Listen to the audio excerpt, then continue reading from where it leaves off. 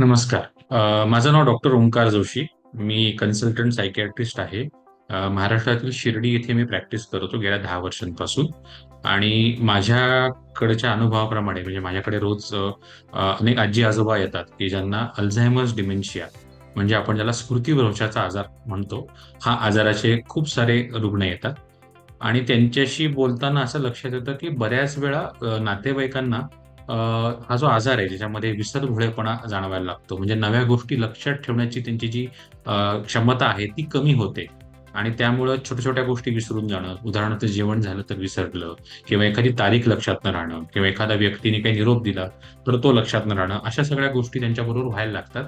बऱ्याच वेळा नातेवाईकांना असं वाटतं, की अरे हे वयामुळे होतंय, त्यामुळे त्याच्याकडे दुर्लक्ष होतं आणि जेव्हा लक्षणं खूप जास्त होतात, तेव्हा डॉक्टरांपर्यंत बऱ्याच वेळा त्यांना आणलं जातं.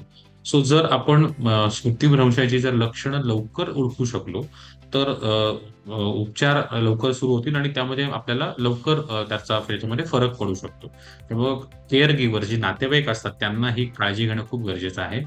बऱ्याच वेळा हा प्रश्न विचारला जातो, की आम्ही काय करू? म्हणजे माझी आई आहे किंवा माझे वडील आहेत, की जे सारखं विसरतात.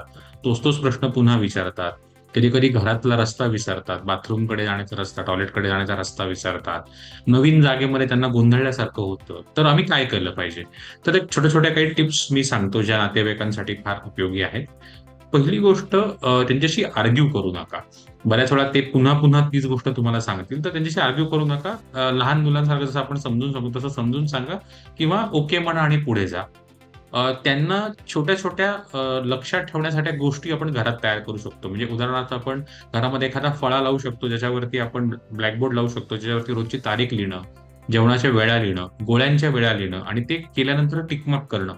अशा गोष्टी करू शकतो. रात्रीच्या वेळेस साधारणतः रात्री त्यांचा संध्याकाळच्या नंतर हा त्रास वाढतो.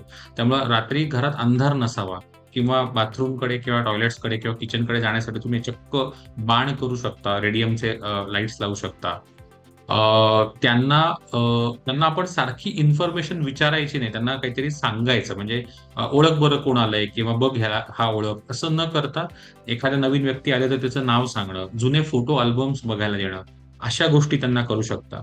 त्यांना फिजिकली एंगेज ठेवण्याचा प्रयत्न करा. कारण एकतर आता विसरायला सुरुवात झाली आहे आणि त्यात जर त्यांना आपण फिजिकल काही काम केलं नाही, तर तो त्रास आणखी वाढू शकतो. मग साध्या-साध्या घरातल्या गोष्टी अगदी वस्तू निवडणं आहे, शब्दकोडं सोडवणं आहे किंवा एखादं काहीतरी गप्पा मारणे, अशा गोष्टींमध्ये त्यांना एंगेज ठेवायचा प्रयत्न करा.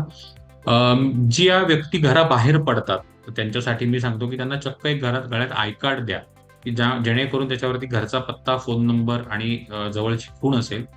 दुर्दैवानं काही वेळा अल्झायमरचे रुग्ण रस्ता चुकतात, गाव विसरतात, दुसऱ्या गावी जातात. तेव्हा त्यांना सापडायला हे सोपं पडावं.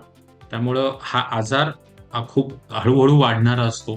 त्याला औषधोपचार उपलब्ध आहेत. त्यासाठी जरूर जवळच्या सायकियाट्रिस्टची मदत घ्या. मदत घ्यायला लाजू नका. अनेक वेळा आपले रुग्ण यायला तयार नसतात, तर तुम्ही डॉक्टरना जाऊन भेटू शकता. पण ट्रीटमेंट घ्या आणि ट्रीटमेंट त्यांची काळजी घ्या. कारण काळजी घेतली आणि व्यवस्थित औषधं दिली, तर आपण बऱ्यापैकी हा त्रास कमी करू शकतो. धन्यवाद.